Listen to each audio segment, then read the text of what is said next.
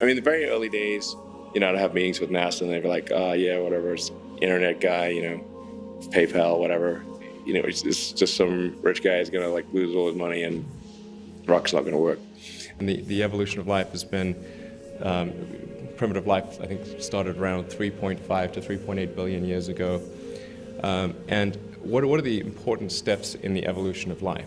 And obviously there was the advent of single-celled life, there was differentiation to plants and animals, there was life going from the oceans to land, there was mammals, consciousness, and I would argue also on that scale should fit life becoming multiplanetary.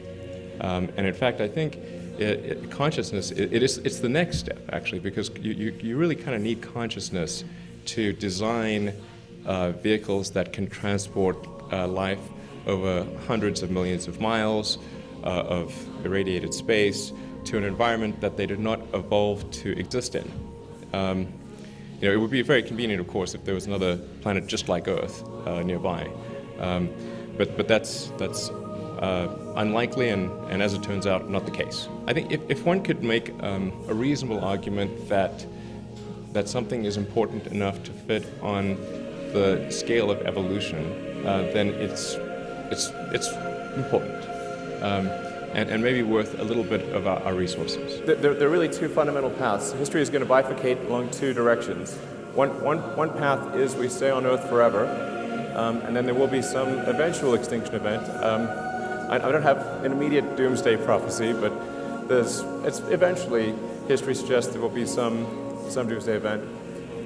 The alternative is to become a spacefaring civilization and a multi-planet species, which I hope you would agree that is the right way to go.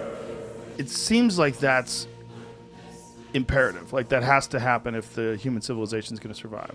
Because our planet is just, we're too subject to natural disasters and our own folly, and if the species is going to survive, we kind of have to escape. It's mostly about the species. I mean, there have been some real doozies of massive meteors and super volcanoes, and the continents moved all over the place, and Earth's been a snowball and super hot.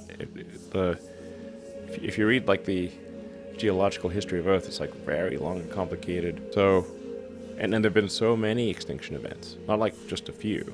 I mean, the Permian extinction event, that was a real rough one, where it's well over 90% of all species died out.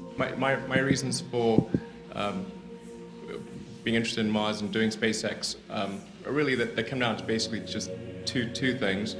One, which the prior speaker was articulating, which is there's the defensive reason, in that if we are on more than one planet, the probable lifespan of human civilization and the light of consciousness as we know it is going to be far greater than if we are on one planet.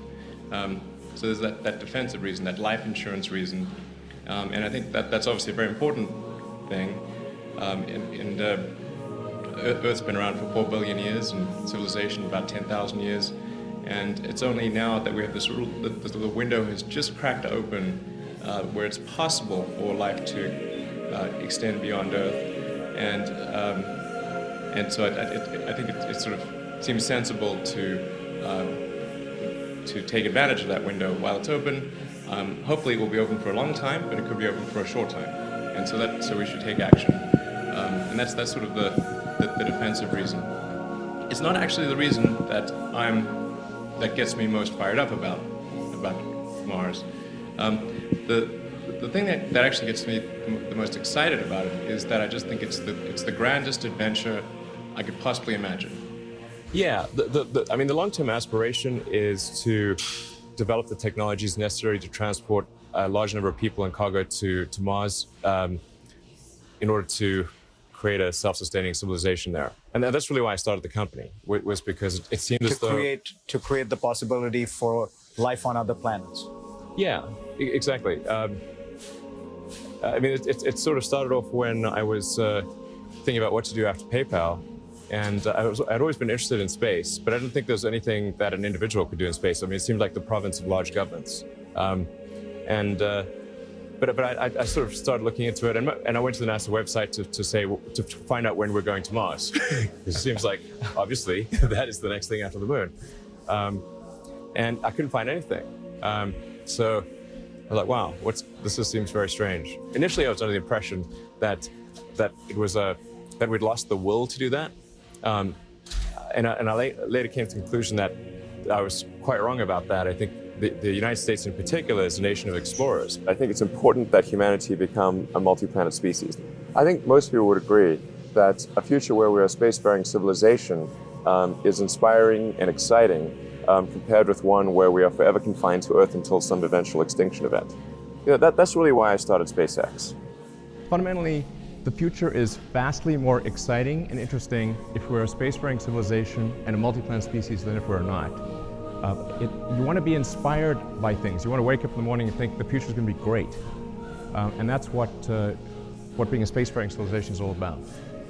It's about believing in the future and thinking that the future will be better than the past. And I can't think of anything more exciting than going out there and being among the stars.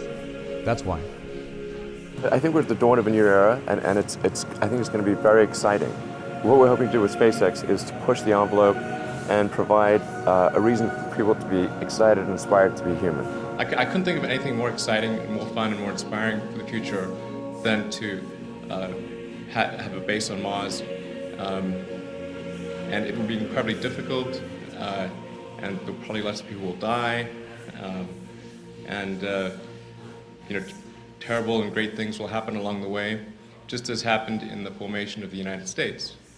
But it'll be one of those things that is incredibly inspiring, and we must have inspiring things in the world. Life cannot just be about solving, this problem or that problem. There must be things that, when you wake up in the morning, you're glad to be alive. And that, I think, is, for me, the most important reason why we should pursue the establishment of life on Mars.